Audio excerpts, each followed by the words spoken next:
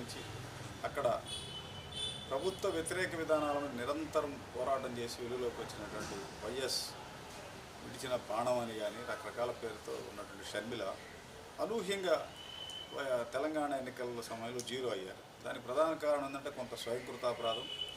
ఒక విధంగా తెలంగాణ కాంగ్రెస్ నేతల వ్యూహంలో ఆమె చిక్కుందని కూడా చెప్పాలి. ఎప్పుడైతే ఆమె రాష్ట్ర వ్యాప్తంగా ఒక ప్రతి నియోజకవర్గంలో పోటీ చేస్తాం, ఆమె ఖమ్మం జిల్లా పాలేరులో తానే బరిలో ఉండబోతున్నానని ప్రచారం చేసింది.